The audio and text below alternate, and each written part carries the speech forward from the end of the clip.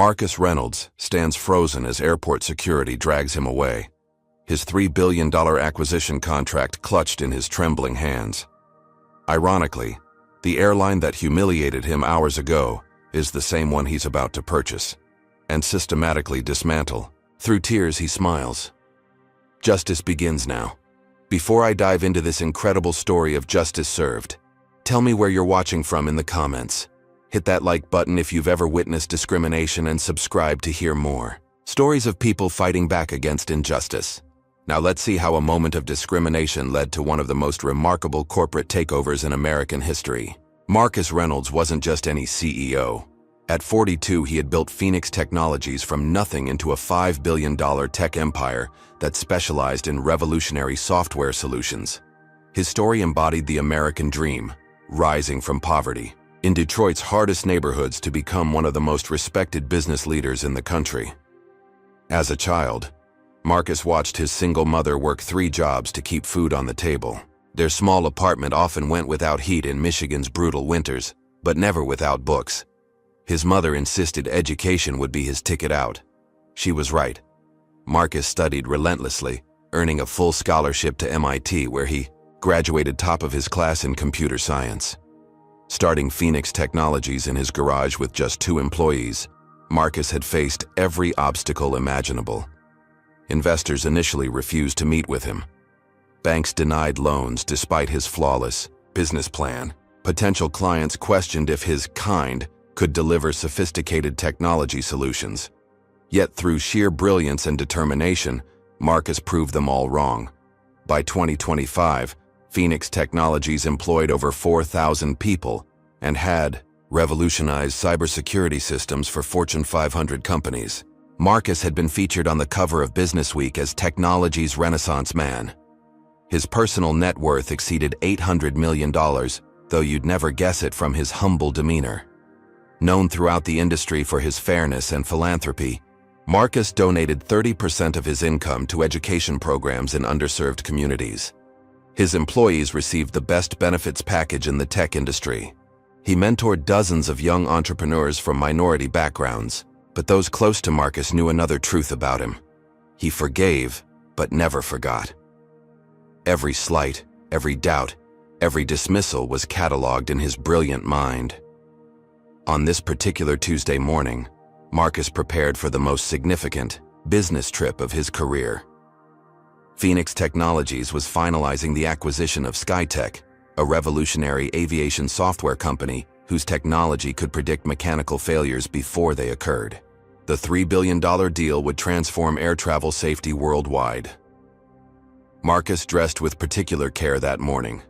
His custom Italian suit, handcrafted shoes, and platinum Patek Philippe watch weren't about vanity, they were armor.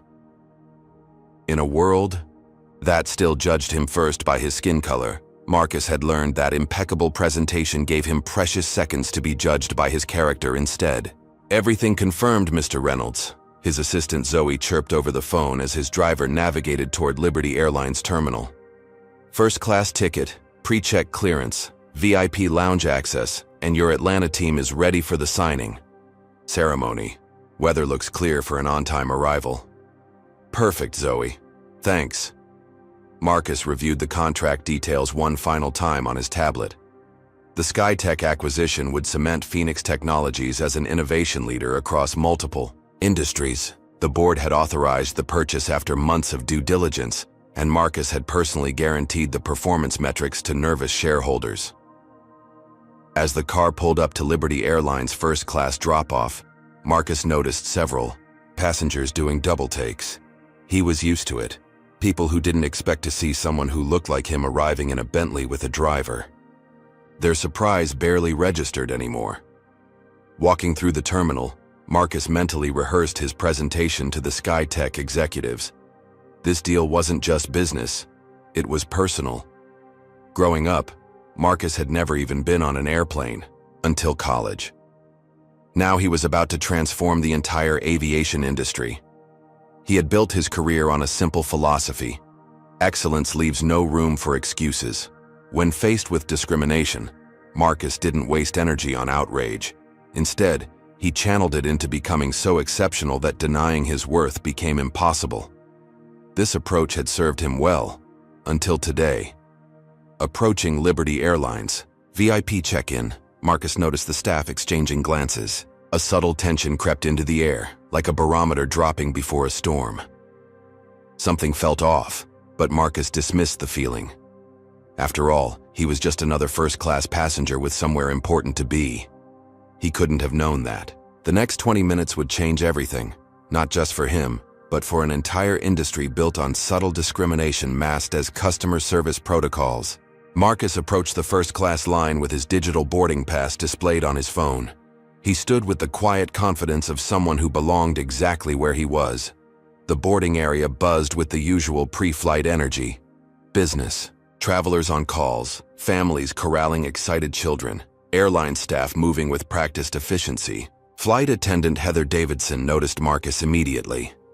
Her smile, which had been warm for the elderly white couple ahead of him, froze into something plastic and suspicious. Marcus had seen that transformation countless times before. The subtle shift when certain people decided he didn't belong. "Can I help you?" Heather asked with artificial sweetness as Marcus reached the front of the line. Her emphasis on "you" carried a weight Marcus instantly recognized. "Good morning," Marcus replied pleasantly, holding up his phone. "First-class boarding for Flight 1857 to Atlanta." Heather's eyes narrowed slightly. "Are you sure you're in the right line? Economy boarding is over there." She pointed toward the significantly longer line across the terminal. "I'm positive," Marcus replied, voice level despite the familiar sting. "I have a first-class ticket. See?" He zoomed in on the boarding pass, clearly showing first class and his seat assignment 2A. Heather frowned, her skepticism undisguised. "This doesn't look right. These tickets are over $3,000. Let me get my supervisor." Before Marcus could respond, she picked up a phone and spoke in hushed tones, glancing at him repeatedly. Other passengers had begun to notice the delay.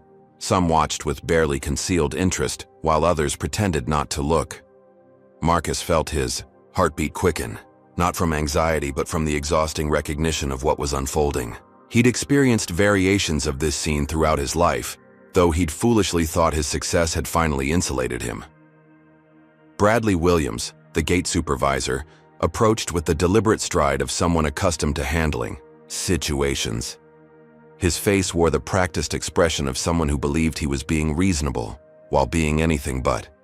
"Sir, there seems to be some confusion with your boarding pass," Bradley began without introducing himself. "Could I see your ID, please?" Marcus provided his driver's license without comment. Bradley examined it with exaggerated scrutiny, looking between the identification and Marcus's face multiple times as if confirming a forgery. "Mr. Reynolds, how did you purchase this ticket?" Bradley asked, his tone suggesting something improper had occurred. "Through my company's travel portal, same as I do every week," Marcus answered calmly, though he felt dozens of eyes watching. The interaction. A young woman nearby had her phone raised, seemingly recording the encounter. "And you're claiming this is your first-class ticket?" Bradley continued, emphasis on claiming, making it clear he didn't believe it. "I'm not claiming anything. It is my ticket, purchased legally, for seat 2A. Marcus kept his voice measured despite the growing knot of anger in his stomach. Bradley tapped aggressively on a tablet. "Our system shows some irregularities with this booking. There must have been a computer error." He didn't bother making his lie convincing. "We're going to need to verify some information. Step aside, please." Marcus didn't move. "What irregularities specifically?" "I've flown first class on Liberty over 30 times this year alone." Instead of answering, Bradley motioned subtly to two security guards who had materialized nearby. "Sir, if you could step aside so other passengers can board." The security guards moved closer, hands resting on their tasers. The message was clear: make a scene, and things would escalate quickly. The young woman recording had been joined by others, phones raised like silent witnesses. Bradley lowered his voice to a stage whisper that managed to be both quiet and perfectly audible to nearby passengers. "Look, we can resolve this easily. As a courtesy, We'll allow you to board with economy-class passengers. We just can't verify the validity of this first-class ticket." The humiliation burned through Marcus like acid. He was being offered courtesy to receive what he had already purchased. Every instinct screamed to stand his ground, to demand respect, to call his lawyers. But the clock on the wall showed his Atlanta meeting was just 3 hours away. The SkyTech deal, thousands of jobs, years of work, millions in investment, hung in the balance. Marcus made the calculation that successful Black Americans had made for generations. Was this particular battle worth the potential cost? With the acquisition papers in his briefcase and investors counting on him, Marcus swallowed his pride. "Fine," he said quietly. "I'll board with economy." Bradley's smile held triumph. "Wonderful. We appreciate your understanding." The condescension dripped like poison. "Heather will escort you to the appropriate line." As Heather led him past the staring passengers, Marcus felt the accumulated weight of 1,000 similar moments, being followed in stores, questioned in hotel lobbies, stopped by security in his own office building. Each time he had risen above it. Each time he told himself success was the best revenge. But something different stirred in him now. Something colder and more resolute than the hot flash of anger he typically pushed down. As he joined the economy line, Marcus pulled out his phone and texted Zoe. "Document everything about today's Liberty Airlines flight. Get me their leadership structure, major shareholders, financial position, and history of discrimination complaints. I need it all by the time I land." Zoe's response was immediate. "On it. Are you okay?" Marcus didn't answer. When he finally boarded, walking through first class to economy, he noticed his assigned middle seat was already occupied by another passenger who had been upgraded. The flight attendant shrugged and pointed him to a cramped seat in the last row, next to the bathroom. As the plane took off, Marcus didn't review his acquisition notes as planned. Instead, he stared out the tiny window, watching Liberty Airlines' terminal grow smaller below.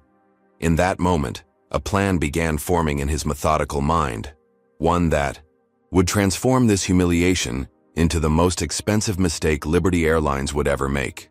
Marcus burst through the Atlanta International Airport terminal, weaving through crowds with uncharacteristic urgency. His normally impeccable appearance was compromised. Tie slightly askew, a coffee stain on his shirt cuff from the turbulent economy flight where beverages had been carelessly handed out. Checking his watch, he grimaced. The SkyTech meeting started in 20 minutes across town, and Atlanta traffic was notoriously unpredictable. "Mr. Reynolds?" A driver held a sign, with his name. "I've been waiting at the first-class exit. Your assistant called to redirect me." "Thanks for finding me," Marcus said, following quickly. "We need to hurry." In the car, Marcus attempted to recenter himself. The $3 billion SkyTech acquisition represented years of strategic planning. Their revolutionary predictive maintenance software would transform aviation safety, potentially saving hundreds of lives annually. The Phoenix Technologies Board had taken a significant risk authorizing the purchase. Everything depended on today's meeting going flawlessly. His phone buzzed with messages from Zoe. Video of airport incident going viral on social media. 3 news outlets requesting comment. Phoenix board chairman called, concerned about optics. Marcus silenced the notifications. He couldn't afford distractions now. The SkyTech headquarters loomed ahead, a gleaming tower of glass and steel. Marcus straightened his tie and stepped out of the car, projecting confidence he didn't feel. The receptionist's eyes widened slightly in recognition as he approached.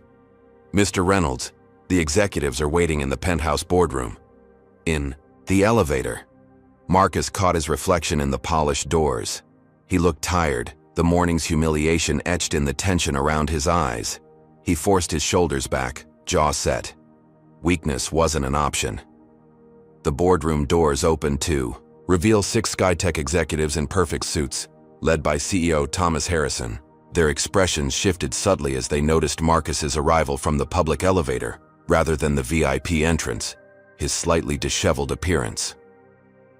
"Marcus, we expected you an hour ago for the pre-meeting," Thomas said, not offering to shake hands. And your team? Traffic, Marcus replied simply. My team is coordinating remotely. Let's proceed. Thomas's eyes narrowed slightly. We were surprised to receive word that you arrived economy class. Not what we expected from a company proposing a multi-billion-dollar acquisition. The implication hung in the air. If Phoenix Technologies couldn't afford first-class travel, for its CEO, perhaps its financial position wasn't as strong as reported. Marcus felt the deal slipping before negotiations even began. A minor airline mishap, Marcus responded smoothly. Nothing that affects our business today. The SkyTech CFO slid a revised term sheet across the table. In light of recent market volatility, we've reconsidered some aspects of the agreement. Marcus scanned the document, anger flaring behind his professional mask. The new terms included a 15% price increase and onerous performance guarantees. They were sensing weakness and pouncing. Would you have stood your ground at the airport, even if it meant risking this crucial business deal? Comment number 1, if you believe Marcus should have fought the discrimination immediately, or number 2, if you think he made the right strategic choice to prioritize his business. Hit that like button if you've ever had to swallow your pride to achieve a greater goal. Just as Marcus prepared to counter, his phone buzzed with incoming calls from 3 Phoenix board members. The airport video was spreading faster than anticipated.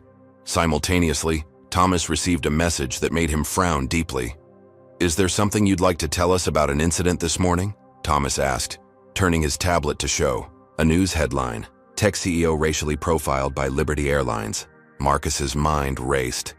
The situation was deteriorating rapidly, but he recognized an opportunity within the chaos. He closed the term sheet. Thomas, let me be direct. Yes, I experienced discrimination this morning, but that's not why I'm here. I'm here because Phoenix Technologies wants to acquire SkyTech because your predictive maintenance algorithms are the best in the world, and combined with our security protocols, we can revolutionize aviation safety. Marcus stood, commanding, the room through sheer presence. The incident this morning is irrelevant to our business discussion. Unless what? Thomas asked, leaning forward. Unless Liberty Airlines is more important to your business than you've disclosed in due diligence. Thomas paled slightly. Liberty Airlines was SkyTech's largest undisclosed client, accounting for 40% of their revenue. A fact Marcus had suspected, but just confirmed through Thomas's reaction. The dynamic shifted instantly. Marcus wasn't just a CEO who had been humiliated. He was a strategic thinker who had just identified leverageable intelligence.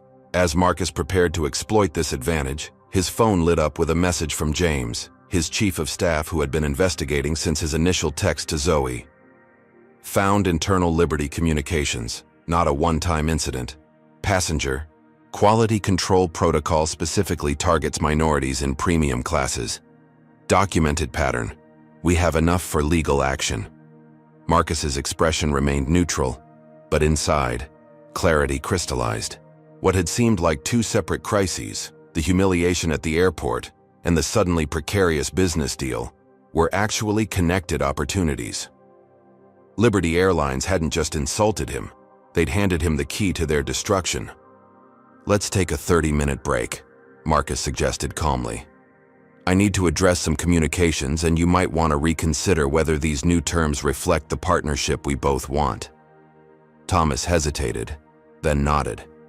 As the executives filed out, Marcus made 2 calls, first to his legal team, then to his chief financial officer. By the time negotiations resumed, Marcus had a completely new strategy, one that would address both the morning's injustice and the business at hand in ways no one in the room could anticipate.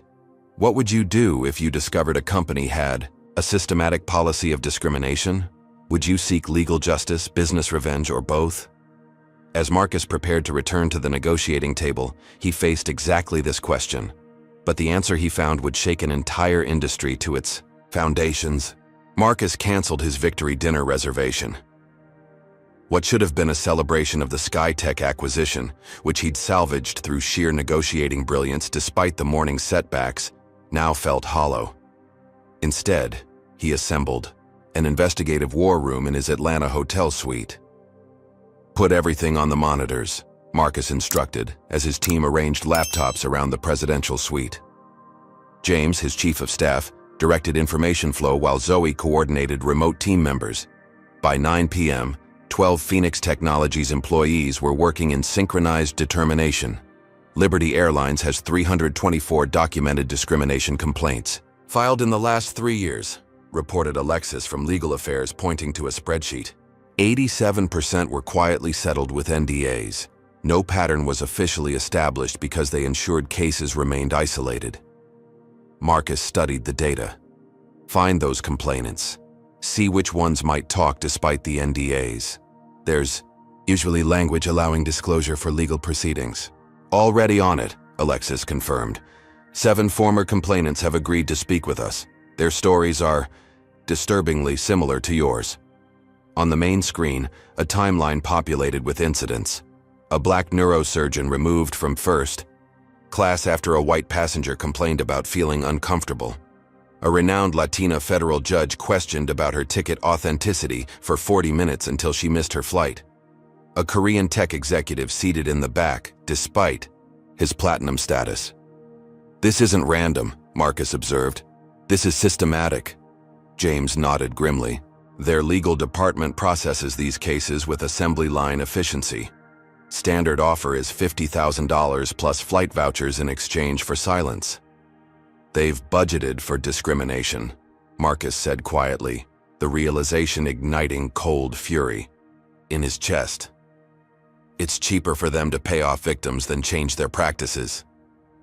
A notification pinged on the center monitor. Liberty Airlines' public relations department had issued a statement. We regret the misunderstanding with Mr. Reynolds and are investigating the circumstances. Liberty Airlines is committed to treating all passengers with dignity and respect. Misunderstanding, Marcus repeated, the word bitter in his mouth. Show me my options. Zoe presented 3 pathways on her tablet. 1. Accept Liberty's inevitable settlement offer, likely $250,000 given his profile. 2. File a high-profile discrimination lawsuit seeking punitive damages. 3. Leverage Phoenix Technologies' resources. For a more strategic response, Marcus dismissed the first option without comment. The second felt insufficient. Courts moved slowly, and corporations had mastered the art of legal delays until public interest waned. What's behind door number 3? He asked Zoe. Something unprecedented, she replied, sliding over a confidential folder. But it requires resources even Phoenix might struggle to mobilize. As Marcus reviewed the contents, his phone rang with an unknown number. He put it on speaker. Mr. Reynolds, this is Richard Whitman, CEO of Liberty Airlines. The voice carried artificial warmth. I wanted to personally express my regret about this morning's unfortunate incident. Marcus signaled his team to record the call. I appreciate your concern, Mr. Whitman. These situations are always complex, but I want to assure you we're taking this very seriously. Our preliminary investigation suggests some confusion about our boarding protocols. Was the confusion about my first-class ticket or about my skin color? Marcus interrupted calmly. A pause. Mr. Reynolds, I understand you're upset. We'd like to make this right. Our legal team is prepared to offer generous compensation for any inconvenience. I'm not interested in hush money, Mr. Whitman. Another, longer pause. I admire your principles, but perhaps we should discuss this privately. Between businessmen, I'm sure we can find a solution beneficial to all parties. The implicit threat hung in the air. Take the money quietly or face consequences. You know, Marcus said conversationally. Before today, I never looked closely at Liberty Airlines as a business entity. That was my oversight. I don't follow, Whitman replied cautiously. Your company's financial structure, leadership demographics, pattern of customer complaints. They tell an interesting story. Mr. Reynolds, a story about a company that has monetized discrimination, Mr. Whitman. You've quantified exactly how much you're willing to pay to maintain a status quo that keeps certain people in their place. These accusations are unfounded and potentially libelous. Whitman's voice hardened. I'd caution you about making statements that could impact your own company's standing. Is that a threat, Mr. Whitman? It's a reality check. Liberty Airlines has relationships throughout the business world. Phoenix Technologies operates in a competitive environment. Bridges burned are difficult to rebuild. Marcus smiled coldly, though Whitman couldn't see it. Thank you for this call, Mr. Whitman. It's been illuminating. After hanging up, Marcus turned to his team. They just escalated this from principal to war. Get our technical team working through the night. I want to know everything about Liberty's booking algorithms, customer segmentation, and preferential treatment patterns. By morning, the results were staggering. Phoenix's best programmers had identified code in Liberty's booking system that flagged potentially disruptive passengers based on name analysis and demographic indicators. The system deprioritized these passengers for upgrades and triggered additional verification for premium bookings. More damning still, a former Liberty employee contacted Phoenix's tip line, providing internal documents about the company's passenger comfort initiative, a euphemism for ensuring certain passengers weren't seated near higher-paying customers who might complain. They've created a digital redlining system for air travel, Marcus said, reviewing the evidence, and they've hidden it behind algorithmic complexity and corporate doublespeak. As dawn broke over Atlanta, Marcus made his decision. A conventional lawsuit would take years and likely end in another private settlement with minimal changes. A media campaign would generate temporary outrage before the next news cycle. Neither approach would create lasting change. Marcus looked at his team, determination hardening his voice. We're going to pursue legal action, but that's just our public move. Our real strategy is something they'll never see coming. What exactly are you planning? James asked. Marcus turned to the window, watching the sunrise illuminate the city. Liberty Airlines discriminated against the wrong person at the wrong time. They didn't just humiliate a passenger. They handed their company to me on a silver platter. They just don't know it yet. As his team waited for elaboration, Marcus outlined a dual-track strategy so audacious it left even his most loyal executives momentarily speechless. Track 1 was conventional, a high-profile discrimination case designed to dominate news cycles and damage Liberty's stock price. Track 2 was revolutionary, a covert corporate takeover executed with precision while Liberty focused on defending its public reputation. By the time they realize what's happening, Marcus concluded, it will be too late. They thought they were dealing with an angry customer. They're about to discover they're dealing with their future owner. The Liberty Airlines crisis management team assembled in their Chicago headquarters before dawn. The company's stock had dropped 12% in pre-market trading following the viral video of Marcus Reynolds' treatment and his subsequent media appearances. Boycott Liberty was trending nationwide. Damage control options? Demanded CEO Richard Whitman, addressing the anxious executives around the polished conference table. Standard playbook, replied Vanessa Chen, Chief Communications Officer. We've issued the Committed to Diversity statement, promised a thorough investigation, and suspended the employees involved pending review. That's not enough, snapped Whitman. This Reynolds guy isn't taking our settlement offers. He's going scorched earth. Leonard Brooks, Liberty's chief legal officer, slid a folder across the table. We've initiated countermeasures. Our research team found several angles we can exploit to discredit Reynolds. Whitman flipped through the documents, detailed investigations into Marcus's past, business dealings, and personal life. This is thin. A parking ticket from college, a disputed software patent from 2018, a cousin with a misdemeanor. We're working on more, Brooks assured him. Everyone has skeletons. Meanwhile, we've contacted our media partners to run pieces, questioning whether this incident is being exaggerated for publicity or financial gain. Within hours, the counterattack began.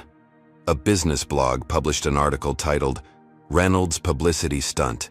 Is the Liberty incident manufactured outrage? A financial news site questioned Phoenix Technologies' recent performance. Social media accounts with suspicious creation dates began sharing out-of-context quotes from Marcus's past interviews.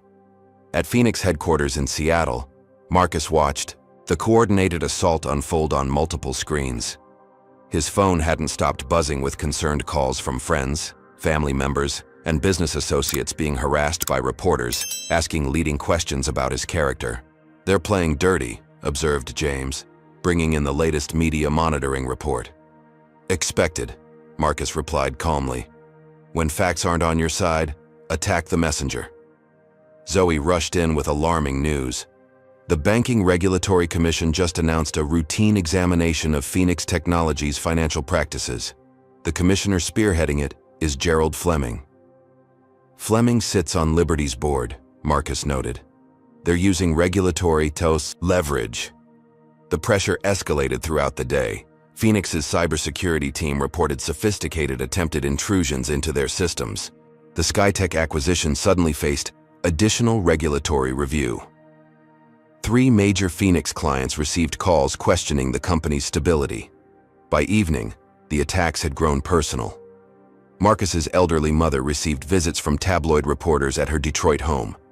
His daughter's private school reported strangers attempting to access her records. His ex-wife was offered money for revealing interviews. "This is psychological warfare," said Alexis from legal. "They're trying to make you abandon the fight by threatening what you care about." Marcus's face remained impassive, but those who knew him recognized the dangerous stillness that had settled over him. He wasn't retreating, he was calculating. "Call an all-hands meeting," he instructed James.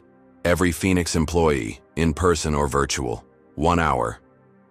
The company's auditorium filled quickly, with thousands more joining via secure video conference. Rumors had been swirling about Liberty's counterattacks and their potential impact on the company. Anxiety was palpable. Marcus took the stage without introduction. The room fell silent. "By now, you've all heard about what happened at Liberty. Airlines and the subsequent attacks on our company," he began, his voice steady. "I want to address this directly." He paced slowly across the stage, making eye contact with individuals in the audience. "Liberty Airlines didn't just discriminate against me. They revealed a systematic practice of treating people differently, based on how they look. When challenged, they offered money for silence. When refused, they resorted to intimidation and character assassination." Marcus paused, surveying the rapt audience. "Some have suggested I should accept their settlement for the good of Phoenix Technologies. That fighting a corporation with Liberty's resources endangers what we've built together." His voice hardened. "That's exactly the calculation they expect minorities to make. Accept the injustice, take the token compensation, preserve what little you have instead of demanding everything you deserve." The auditorium remained completely silent. Phoenix Technologies was built to challenge status quo thinking. We succeeded because we refused to accept limitations imposed by others. I'm not fighting Liberty Airlines just for myself. I'm fighting for every person who's ever been told to accept less than full dignity and respect. Applause began, hesitant at first, then building to a thunderous ovation. Marcus raised a hand for quiet. "Liberty has underestimated us. They think they're attacking a civil rights complaint. They don't realize they're facing a strategic corporate response unlike anything they've encountered. This company, your company, will show the world that discrimination isn't just morally wrong. It's a catastrophic business mistake." The response was electric. Employees stood, applauding and cheering, as Marcus outlined a comprehensive plan to weather Liberty's attacks while advancing their own strategy. Technical teams would strengthen cybersecurity. Legal would file for protective orders against harassment. Public relations would maintain message discipline. Everyone would continue executing their regular responsibilities with redoubled focus. As the meeting concluded, the mood had transformed from anxiety to determined solidarity. Employees left with a renewed sense of purpose. They weren't just defending their company, they were part of a historic stand against institutionalized discrimination. In his office afterward, Marcus received unexpected news. A whistleblower from within Liberty had reached out through secure channels, offering internal documents proving the airline had systematically buried discrimination complaints for years. "This is exactly what we needed," Marcus told his core team. "Their aggressive response isn't just unethical, it's creating internal dissent. People with conscience are starting to break ranks." The whistleblower's documents revealed Liberty's customer profile optimization program in disturbing detail. For years, the airline had maintained databases categorizing passengers by perceived value and compatibility, with clear racial and ethnic patterns in their classifications. "This goes beyond my incident," Marcus said, reviewing the evidence. "This is class action territory." As Marcus's legal team prepared to expand their lawsuit to include dozens of previously silenced EWOS victims, Liberty made their most aggressive move yet. Through banking connections, they pressured Phoenix's primary lenders to review their credit facilities, threatening the company's liquidity during the critical SkyTech acquisition period. That evening, Marcus received another call from Liberty CEO Richard Whitman.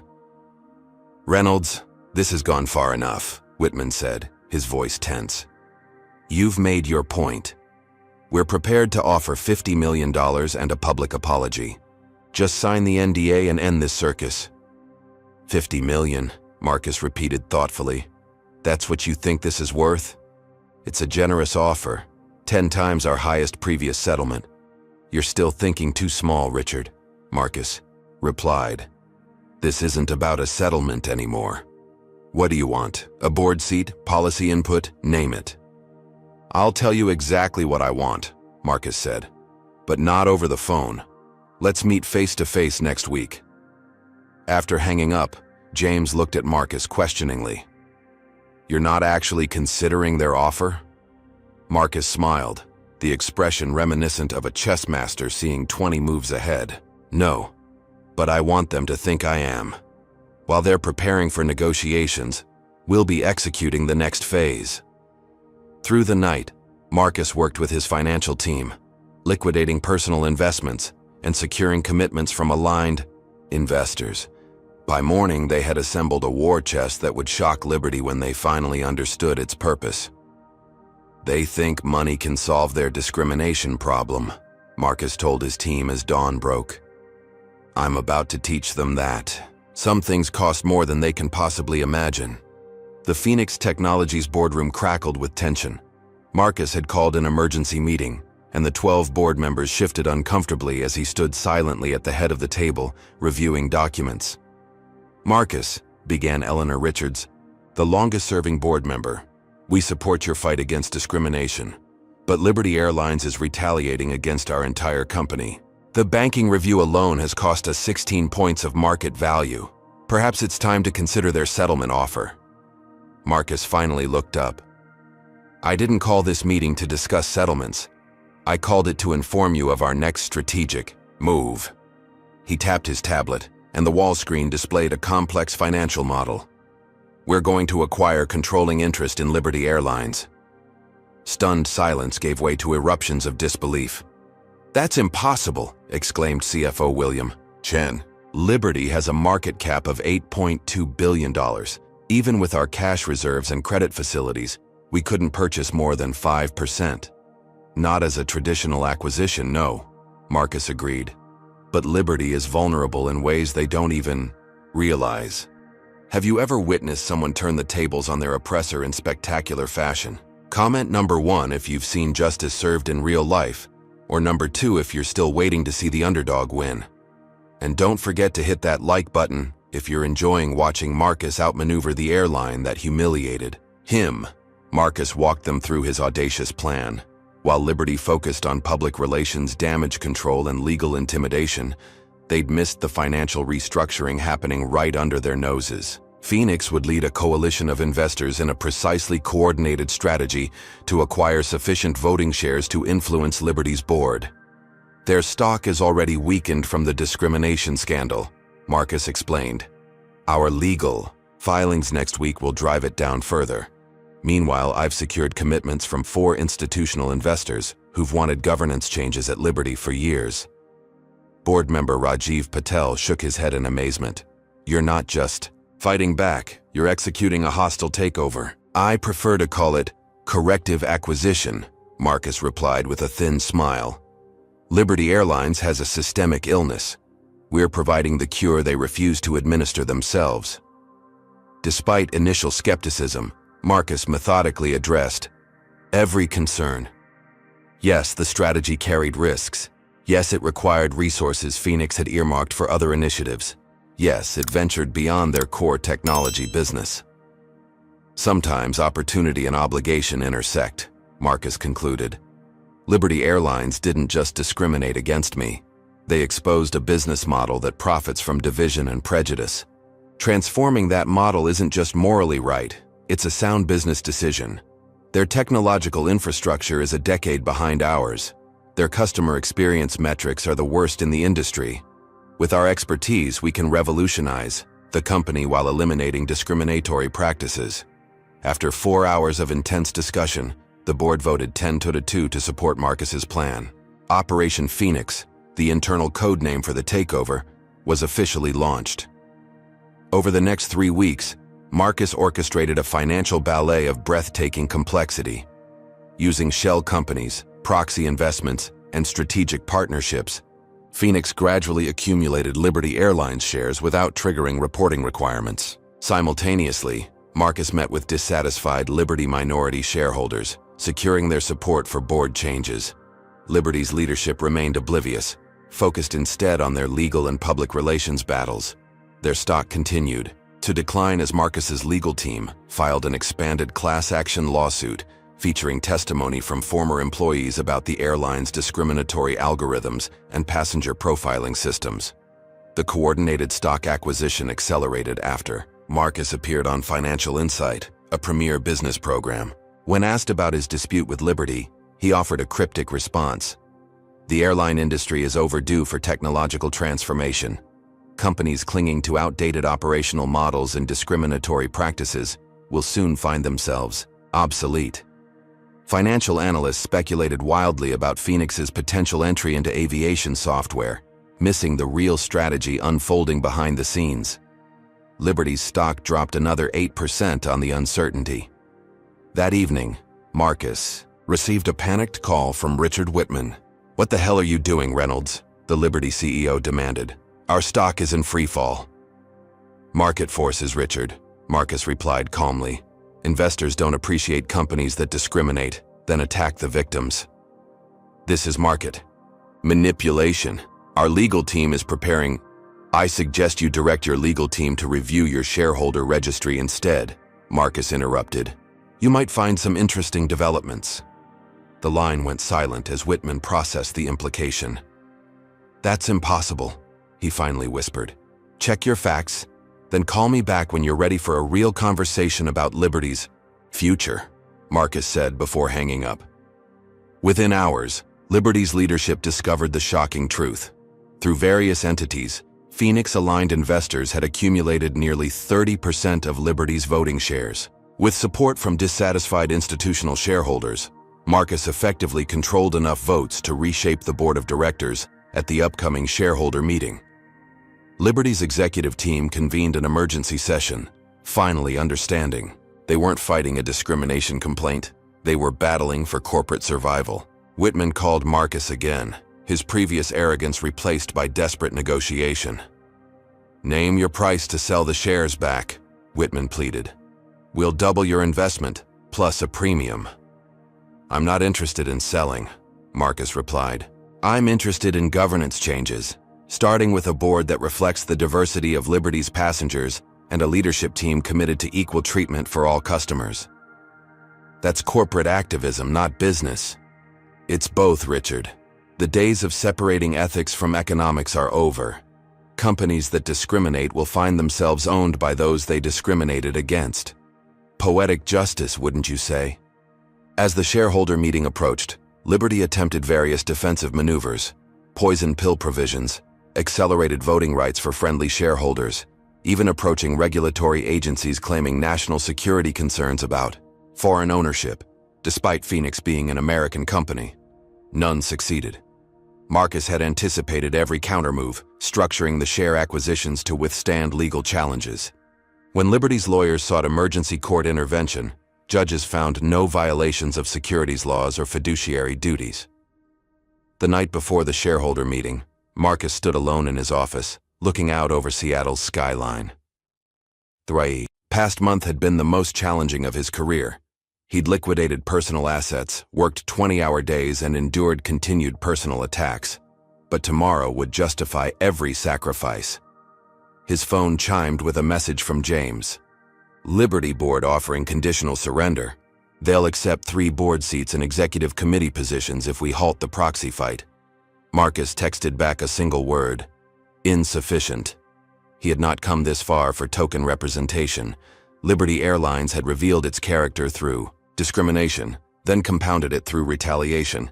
Half measures wouldn't create the systemic change required. Tomorrow, Marcus would take control of the company that had humiliated him, not just to right a personal wrong, but to transform an industry. As he prepared his presentation for the shareholder meeting, Marcus reflected on how a routine business trip had evolved into an unprecedented corporate showdown. Liberty Airlines had seen him as just another black passenger they could mistreat without consequences. They were about to discover how catastrophically they had misjudged both the man and the moment. What would you do if you suddenly controlled the company that discriminated against you? Would you seek revenge or transformation? As Marcus prepared to enter Liberty's headquarters as its effective controller, this question weighed on his mind. The answer would determine not just Liberty's future, but potentially how corporate America addressed discrimination for decades to come. Marcus stepped through Liberty Airlines headquarters' revolving glass doors at precisely 8:30 a.m., flanked by James and Alexis. The security guard's eyes widened in recognition. One reached for his radio before a supervisor hurriedly intervened. "Mr. Reynolds," the supervisor said with forced politeness, "we weren't informed you'd be visiting today." "I'm not visiting," Marcus replied calmly. "I'm attending the board meeting as a major shareholder representative." The marble lobby fell silent as employees recognized the man whose face had dominated news cycles for weeks. Marcus proceeded to the executive elevator, his Phoenix team following with quiet confidence. They had prepared meticulously for this moment, the culmination of Operation Phoenix. On the 38th floor, Marcus was immediately confronted by Bradley Williams, the same supervisor who had humiliated him at the airport, now serving as an executive assistant at headquarters. Bradley paled upon seeing Marcus. "Mr. Reynolds, I didn't know you were expected." "Clearly," Marcus replied, his voice level. "I need to speak with you and Heather Davidson after the board meeting. Have her available." Before Bradley could respond, Richard Whitman emerged from the boardroom, face tight with barely controlled fury. "Reynolds, this is a private board meeting." Marcus handed him a legal document. "As representative of shareholders controlling 37% of voting rights, I'm entitled to board observation status. My attorneys have already communicated this to your general counsel." Whitman scanned the document, searching unsuccessfully for a loophole. Finding none, he reluctantly gestured toward the boardroom. "This doesn't change anything. The current board still controls Liberty Airlines." "For the next few hours, perhaps," Marcus replied, entering the boardroom where 12 board members sat in uncomfortable silence. Marcus took his seat at the observers' table, noting the board's composition. 11 white men and 1 white woman. Not a single person of color in leadership at an airline serving a diverse global customer base. The symbolism wasn't lost on anyone present. "Let's continue," said Chairman Walter Bradshaw, avoiding eye contact with Marcus. "We were discussing the shareholder situation." General Counsel Victoria Harding cleared her throat. "As I was explaining, Phoenix Technologies and aligned investors have accumulated significant voting power. They've submitted board nominations for today's shareholder meeting that would replace 7 current directors. This is corporate raiding disguised as social justice," protested board member Gerald Fleming, the same man who had initiated the banking review against Phoenix. Marcus remained silent, letting them process the inevitable. The shareholder meeting would begin in 3 hours, and their control of Liberty Airlines would end before lunch. "Perhaps we should discuss transition options," suggested Victoria, the only board member grasping the inescapable reality. "Fighting this will only damage the company further." Chairman Bradshaw pounded the table. "Absolutely not. We've built this airline over decades. We can't surrender to some activist investor with a grievance." "My grievance," Marcus finally spoke, his voice quiet but commanding instant attention, "is shared by thousands of your passengers who have been systematically profiled, humiliated, and discriminated against. I've simply had the resources to do something about it." He opened his laptop, projecting documentation onto the boardroom screen. Internal emails, algorithm specifications, training materials, all revealing Liberty's systematic discrimination practices. "I have evidence proving Liberty Airlines has intentionally discriminated based on perceived ethnicity for at least 7 years, Marcus continued. "This material becomes public at noon, unless a transition agreement is reached before then." The room fell deadly silent. The documents displayed would not just end careers, they could trigger criminal charges. "What do you want?" Whitman finally asked, defeat evident in his voice. "My team has prepared a comprehensive transition plan," Marcus replied, distributing tablets with detailed proposals, 7 board seats, new executive leadership, full access to all systems and records, implementation of equal treatment protocols with external monitoring, and a victim compensation fund of $200 million. "That's extortion," sputtered Fleming. "That's accountability," Marcus corrected. "You have 2 hours to decide. An orderly transition or public disclosure followed by shareholder removal." Marcus left them to deliberate, using the time to visit the algorithm development department where Liberty's passenger profiling systems had been created. Accompanied by Phoenix's chief technology officer, he interviewed bewildered developers about their customer experience optimization protocols. Many claimed ignorance about the discriminatory impacts of their algorithms. Others admitted concerns had been raised, but dismissed by management. A few broke down, expressing relief that the systems they'd helped build would finally be dismantled. When Marcus returned to the boardroom, the atmosphere had transformed from defiance to resignation. Chairman Bradshaw spoke first. "We've reviewed your terms. The board will approve the leadership changes and other conditions, provided certain legal protections for outgoing executives are included. No immunity for discrimination," Marcus stated firmly. "Current leadership can resign with standard severance or face removal and potential legal consequences. Those directly involved in creating discriminatory systems have 30 minutes to provide complete documentation if they want consideration during inevitable investigations." After another tense hour of negotiations, the transition agreement was finalized. 7 Liberty board members would resign immediately, replaced by Marcus's diverse slate of aviation and technology experts. Richard Whitman would retire as CEO, with James serving as interim chief executive until a permanent replacement was selected. As the documents were being signed, Marcus requested a specific conference room for his next meeting. When he entered, Bradley Williams and Heather Davidson waited nervously. "You both remember me," Marcus said, taking a seat across from them. It wasn't a question. They nodded silently. "I want to understand why," Marcus continued. "Not excuses or justifications. I want to know why you felt entitled to humiliate me and others like me." Bradley stared at the table. "We were following protocols for passenger verification. Protocols that coincidentally targeted passengers of color in premium classes," Marcus noted. "Did you ever question these protocols?" Heather spoke hesitantly. I was told it was about fraud prevention, that certain profiles were higher risk." "And you never noticed these profiles consistently involved people who looked like me?" Neither answered. "Here's what happens next," Marcus said. "Every Liberty employee has a choice. Those who perpetuated discrimination can leave the company with basic severance. Those willing to acknowledge past mistakes and commit to equal treatment can remain through a probationary period and retraining." Bradley looked up. "You're offering us a chance to stay?" "I'm offering a choice," Marcus clarified.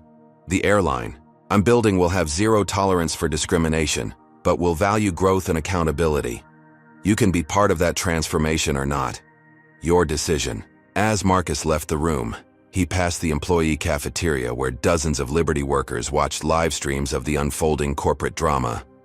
Their expressions ranged from shock to fear to, from some, visible relief that long-ignored problems would finally be addressed. By 2 p.m., Marcus stood before Liberty's assembled executive staff, now technically their leader. The room buzzed with tension and uncertainty. "Today marks a new beginning for this company," Marcus began. "Many of you are wondering about your futures. Let me be clear. This transition isn't about revenge. It's about transformation." He outlined his vision for the airline, one where excellence in service extended equally to all passengers, where technology enhanced the travel experience, without encoding bias, where employees were valued for performance rather than conformity. "Some believe addressing discrimination comes at the expense of business performance," Marcus continued. "I'm here to prove the opposite. Eliminating discriminatory practices isn't just morally right, it's commercially smart. We've been excluding talented employees and alienating valuable customers based on appearance rather than merit. That ends today." As he concluded his address, Marcus noticed something unexpected. Cautious applause from some employees, growing stronger as others joined. Not universal support, certainly, but enough to suggest that many within Liberty had recognized its flaws and welcomed change. Later that evening, alone in the CEO's office, Whitman's name already removed from the door, Marcus allowed himself a moment of reflection. In less than a month, he had transformed from a humiliated passenger to the controlling influence of the very airline that had discriminated against him. The easy path would have been accepting Liberty's settlement offer. The expected path would have been a conventional lawsuit. Instead, Marcus had rewritten the playbook for addressing corporate discrimination, using business leverage to force systemic change from within. As he reviewed transition plans stretching into the night, Marcus realized this victory carried enormous responsibility. He hadn't just won control of an airline, he'd assumed accountability for thousands of employees and millions of passengers. The real work, transforming Liberty's culture and operations, was just beginning. Dawn broke over Chicago as Marcus surveyed Liberty Airlines headquarters from his temporary office. After 3 exhausting weeks implementing initial changes, today marked the official launch of his most ambitious initiative, the Equal Skies, corporate policy that would fundamentally remake the airline's relationship with passengers and employees. "Ready for the all-hands?" asked James, entering with the final presentation deck. Marcus nodded, reviewing the document one last time. This isn't just about new policies. It's about changing the company's DNA. The main auditorium filled with hundreds of Liberty employees while thousands more watched via secure live stream from airports and offices worldwide. Anxiety permeated the room. The company had already experienced significant leadership changes, with dozens of executives departing and new faces arriving daily. Marcus took the stage without introduction, the room instantly quieting. 3 months ago, I boarded a Liberty Airlines flight as a passenger and was humiliated because I didn't fit someone's image of a first-class traveler, he began. Today, I stand before you not seeking revenge but offering rebirth. For the next hour, Marcus outlined the comprehensive transformation plan. Every Liberty employee, from baggage handlers to pilots, would undergo intensive training on bias, recognition, and prevention. Customer service algorithms would be completely rebuilt with third-party oversight to ensure neutrality. Hiring and promotion practices would be restructured to eliminate systemic barriers. But the most important change, Marcus emphasized, involves our fundamental approach to passengers. We're introducing Liberty's Equal Skies Promise, a contractual guarantee that every passenger will receive identical service quality regardless of appearance, accent, name, or background. The auditorium remained silent as Marcus displayed metrics, showing how discrimination had actually damaged Liberty's business performance, alienating potential high-value customers, increasing complaint handling costs, and creating legal liabilities. Treating people differently based on how they look isn't just wrong, it's expensive, Marcus noted. By implementing these changes, we're not just creating a more ethical airline, we're building a more profitable one. As Marcus concluded, the response revealed Liberty's cultural divide. Some employees applauded enthusiastically, clearly relieved by the new direction. Others sat with arms crossed, resistant to change. Most watched cautiously, waiting to see if these transformations would genuinely improve their workplace. Implementation proved challenging. the technical team encountered fierce resistance when redesigning Liberty's booking systems.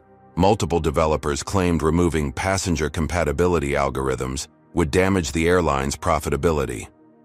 Marcus brought in external experts who demonstrated how these systems primarily encoded bias rather than legitimate customer preferences. Your algorithm flagged a federal judge as a service-intensive passenger because her name suggested Hispanic origin, Marcus pointed out during one contentious meeting. She flies first class monthly and has never once requested special assistance. Explain how this improves our business. The developer had no answer. Resistance came from unexpected quarters. Flight attendants worried that standardized service as suarsal protocols would eliminate their discretion in passenger interactions. Gate agents protested additional verification steps, ensuring all travelers received equal boarding experiences. Middle managers complained about documentation requirements designed to prevent discriminatory decisions. Through it all, Marcus maintained unwavering resolve. Those unwilling to adapt were offered separation packages. Those committed to change received support and training. Gradually, the culture began shifting, not through force, but through demonstrating. That equitable treatment created better outcomes for everyone. 4 months into the transformation, Liberty faced its first major test when Bradley Williams, now working in customer experience after accepting retraining, encountered a situation echoing Marcus's original humiliation. An elderly black woman, with a first-class ticket, was receiving skeptical treatment from a newer agent. Bradley intervened immediately, ensuring the passenger received appropriate service while taking the agent aside for immediate correction. He then documented the incident and recommended additional training for the entire team. When Marcus learned about Bradley's actions, he called him personally. "You could have looked the other way," Marcus noted. "Many would have." "I understand now what I didn't before," Bradley replied. "Once you see the pattern, you can't unsee it." This small victory multiplied as former perpetrators of discrimination became advocates for change. Heather Davidson developed a training program helping flight attendants recognize and address their unconscious biases. Long-term employees began speaking openly about problematic practices they'd previously accepted as normal. The transformation accelerated when the SkyTech acquisition was finally completed. Marcus integrated their predictive maintenance technology, while Phoenix Technologies implemented revolutionary booking and customer service platforms. Liberty, now rebranded as Phoenix Air with a rising Phoenix logo symbolizing rebirth, introduced industry-first guarantees of equal treatment backed by automatic compensation for verified discrimination incidents.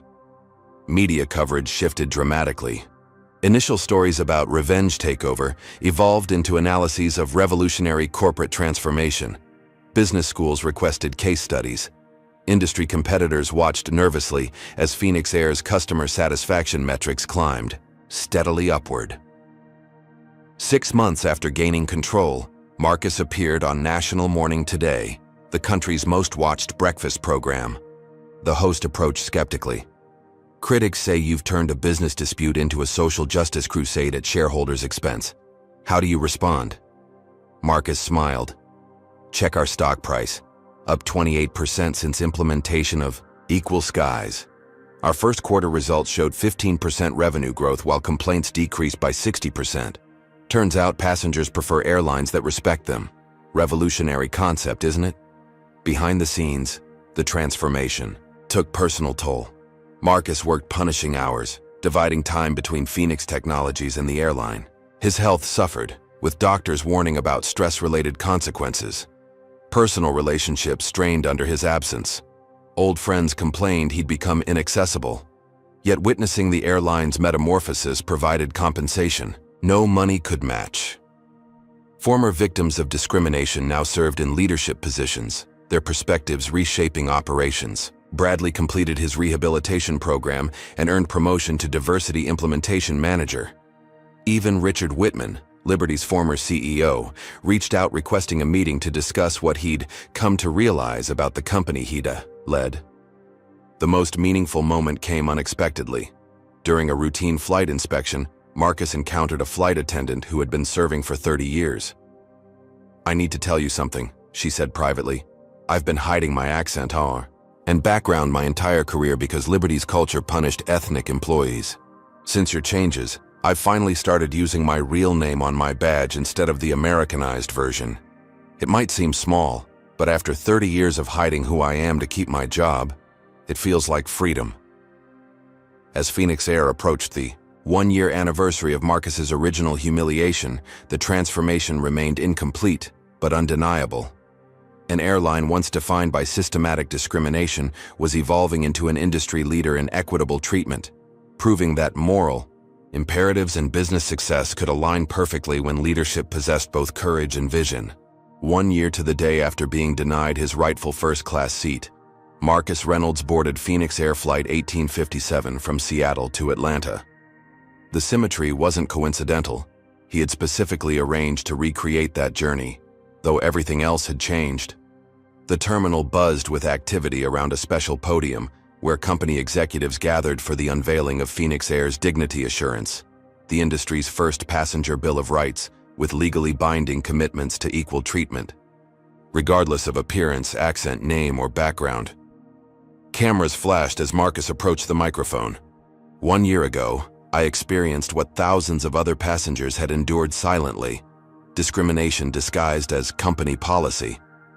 Today, we're not just acknowledging that history, we're ensuring it never repeats. He revealed the Dignity Assurance Pledge, its provisions displayed on screens throughout the terminal. 1. Every passenger receives identical service standards based solely on ticket class. 2. All upgrade and accommodation decisions follow transparent, documented protocols. 3. Staff receive ongoing bias recognition training with independent oversight. 4. Verified discrimination incidents trigger automatic compensation and structural TUR review. 5. Quarterly equity audits conducted by external experts with public reporting. The audience, a mix of employees, passengers, media, and aviation industry representatives, applauded as Marcus introduced key figures in Phoenix Air's transformation.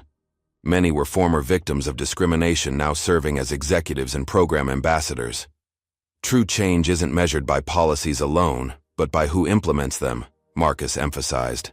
62% of our leadership team now comes from historically underrepresented groups, not because of quotas, but because we removed barriers that previously excluded qualified candidates.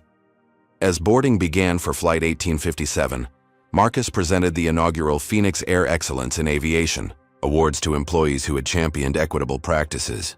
Among the recipients stood Bradley Williams, once the supervisor who had humiliated Marcus, now the company's respected director of inclusive customer experience. Bradley accepted his award with visible emotion. A year ago, I was part of the problem, enforcing discriminatory policies without questioning them.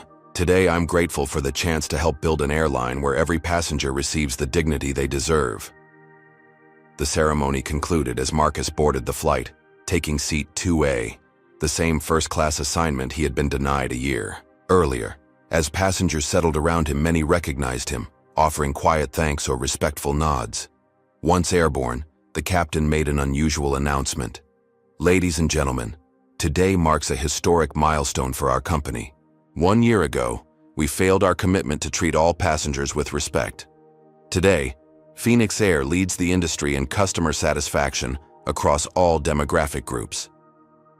The transformation began in this very first-class cabin, with a passenger who refused to accept discrimination as inevitable. Applause rippled through the aircraft as Marcus acknowledged the reference with a modest wave. The passenger beside him, an elderly black woman who introduced herself as Dr. Vivian Carter, leaned over.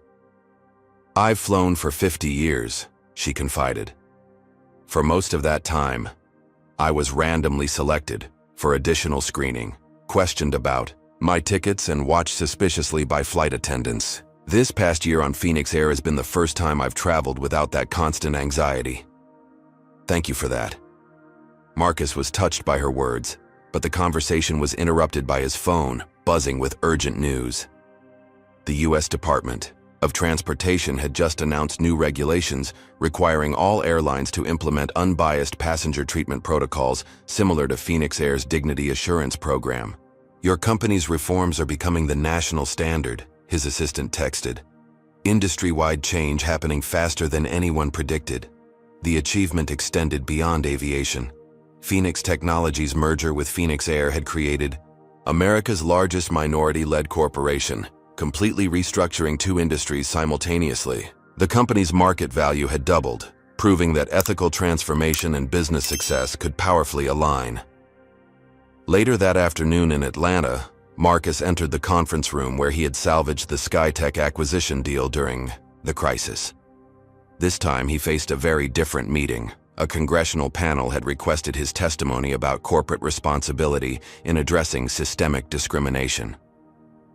Some critics claim businesses should focus solely on profit, leaving social issues to government and nonprofits, noted one skeptical representative. How do you respond? Marcus considered the question carefully. The distinction is artificial.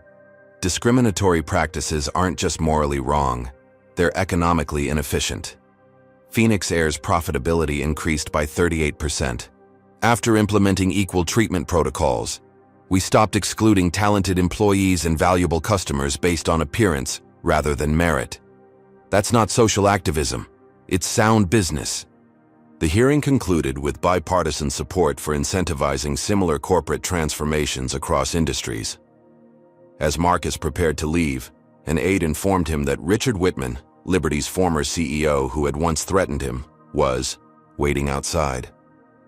The two men faced each other in a private room, the tension of their history hanging between them. I spent 6 months angry about losing my company, Whitman began. Then I watched what you've built from the ruins of Liberty Airlines. It's remarkable. It's what Liberty could have been all along, Marcus replied evenly. Whitman nodded, his expression complicated. I've been consulting with struggling regional airlines. Many face bankruptcy without technological modernization and cultural overhaul. I thought perhaps your team might consider partnerships. The irony wasn't lost on Marcus. The man who once dismissed his complaints now sought his business expertise. Have your people contact our development team, Marcus said after a thoughtful pause. Not because of our history, but because extending these changes industry-wide benefits everyone. As evening fell, Marcus found a quiet moment alone in his hotel room. On the desk lay 2 artifacts from his extraordinary year, his original denied boarding pass and today's dignity assurance. Pledge. The contrast between humiliation and transformation, between injustice and systemic change, couldn't have been more profound. His phone chimed with a message from Zoe. Phoenix Air just won Aviation Innovation of the Year for the Equal Skies program. Industry-wide adoption accelerating. Marcus smiled, reflecting on the unexpected journey. He had boarded a flight expecting routine business travel and instead found himself catalyzing a movement. What began as personal humiliation had transformed an entire industry's approach to human dignity. The final piece fell into place the following morning. As Marcus prepared to board his return flight, he noticed a familiar face at the gate. Heather Davidson, the flight attendant who had first questioned his first-class ticket a year ago. Mr. Reynolds, she said, meeting his eyes directly. I've been hoping for this opportunity. I need to apologize for my role in what happened. I've spent this year unlearning biases I didn't even recognize I had. And now? Marcus asked. I train other flight attendants to recognize and interrupt discrimination patterns, she explained. Your transformation program gave me the chance to become part of the solution. As they spoke, Marcus noticed a young black businessman watching their interaction while clutching a first-class boarding pass. The nervousness in his posture was painfully familiar, the tension of someone expecting challenge and humiliation. Marcus made a split-second decision, approaching the young man with a warm smile. First time flying first class? The man nodded cautiously. Well, you're in for an excellent experience, Marcus assured him, introducing himself without mentioning his role in the company. Phoenix Air takes pride in making sure every passenger receives exceptional service. Relief visibly washed over the young man's face as Heather approached, professionally scanning his boarding pass without question or suspicion before welcoming him aboard. Watching this simple, dignified interaction, remarkable only in how unremarkable it should have been, Marcus felt a profound sense of completion. The transformation was taking root, extending beyond policies into genuine cultural change. As his return flight soared over America, Marcus gazed out at the vast landscape below. His response to discrimination hadn't just changed an airline or advanced his business interests. It had established a new standard for corporate accountability, proving that the most effective answer to systemic injustice wasn't just protest or litigation, but fundamental transformation of the institutions perpetuating it. The Phoenix Air story had become a case study in leadership programs nationwide. What began with a denied seat had culminated in reimagined justice, not through destruction, but through visionary reconstruction that benefited everyone. This remarkable story teaches us that true justice often requires strategic thinking beyond conventional responses to discrimination. Marcus could have accepted the settlement or pursued a standard lawsuit, but he recognized an opportunity to create systemic change.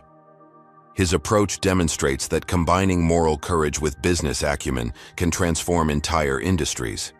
The most powerful response to discrimination isn't always immediate confrontation or quiet acceptance. Sometimes it's methodical, strategic action that addresses root causes. Marcus didn't just win personal vindication. He created a blueprint for institutional transformation that benefited everyone. His journey reminds us that change requires both vision and persistence. The path from victim to changemaker involved sacrifice, risk, and unwavering commitment to a larger purpose. Most importantly, Marcus understood that dismantling discriminatory systems creates better outcomes for all stakeholders, employees, customers, and shareholders alike. The Phoenix Air transformation proves that ethical leadership and business success aren't opposing forces. By replacing discrimination with dignity, Marcus didn't just right a personal wrong. He built a more profitable, innovative company that became an industry standard bearer. What would you do if you encountered discrimination today? Would you fight back, document everything, and work to create lasting change like Marcus did? Leave a comment below sharing how you've stood up against racism or injustice in your own life. If this story inspired you, please hit the like button, subscribe to hear more incredible stories of triumph over adversity, and share this video with someone who needs to be reminded that one person can transform an entire system. Thank you for watching, and remember, the most powerful response to discrimination isn't just resisting what exists, but reimagining what could be.